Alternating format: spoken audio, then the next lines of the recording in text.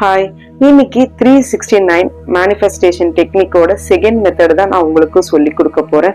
Already நான் first மெத்தடை உங்களுக்கு ஒரு வீடியோல போட்டிருக்கேன். அதை நீங்க பார்க்காம இருந்திருந்தா நான் டிஸ்கிரிப்ஷன்ல கொடுக்குறேன், கண்டிப்பா போய் பாருங்க. அப்பதான் இதோட கண்டினியூஷன் உங்களுக்கு ஈஸியா புரியும். இந்த மெத்தடை ஃபாலோ பண்றதுக்கு நீங்க உங்க மொபைல்லயோ இல்ல உங்க ஞாபகத்திலயோ அது ஒரு அலாரம் வச்சுக்கிறது ரொம்ப ரொம்ப நல்லது.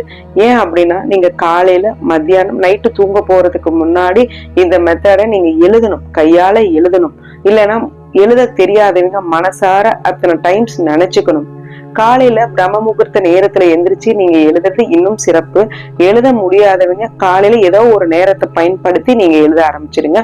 உங்க செல்போன்ல அலாரம் வச்சுக்கோங்க. உங்களோட தேவை என்னன்னு உங்களுக்கு நல்லாவே தெரியும்.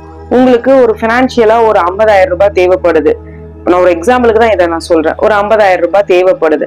இப்ப அந்த 50,000 ரூபாய்க்கு நீங்க எப்படி இந்த 369 யூஸ் பண்ண போறீங்க அப்படின்னு பாத்தீங்கன்னா, காலையில பிரம்ம முகூர்த்த நேரத்திலயோ இல்ல உங்களால பிளெக்சிபிள் டைம்லயோ 3 தடவை ஒரு பேப்பர்ல என்னென்ன எழுதணும்னா, எனக்கு 50,000 ரூபாய் கிடைத்து விட்டது, ஐ ரிசீவ்ட் ₹50,000.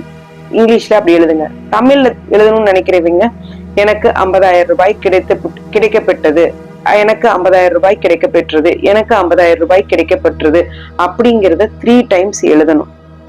அதே மாதிரி மத்தியானத்துல ஏதோ ஒரு டைமை பிக்ஸ் பண்ணிக்கோங்க. அதே நீங்க காலையில என்ன எழுதுனீங்களோ அதே தான் எழுத போறீங்க. எனக்கு 50,000 ரூபாய் கிடைச்சிருச்சு, ஐ ரிசீவ்ட் 50,000 அமௌண்ட், ஐ ரிசீவ்ட் 50,000 அமௌண்ட், ஐ ரிசீவ்ட் அப்படிங்கிறத 6 டைம்ஸ் நீங்க எழுதணும்.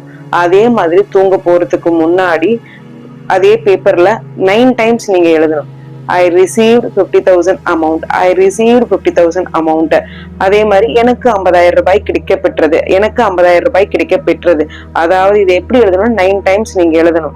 இது எல்லாமே எப்படி ஃபாலோ பண்ணணும்னா, ஒரு அமௌண்ட் உங்களுக்கு கிடைச்சிருச்சுன்னா நீங்க எப்படி சந்தோஷப்படுவீங்களோ அது அந்த இன்டென்ஷன், அந்த ஒரு சந்தோஷத்தையும் உணர்வையும் வச்சுக்கிட்டு அதை 3 டைம்ஸ் 6 டைம்ஸ் 9 டைம்ஸ் அப்படி எழுதினீங்கன்னா கண்டிப்பா இந்த டெக்னிக் உங்களுக்கு ஒர்க் அவுட் ஆகும். இந்த 2 மெத்தட்லயும் உங்களுக்கு எது பிளெக்சிபிளா இருக்கோ அதை நீங்க ஃபாலோ பண்ணுங்க.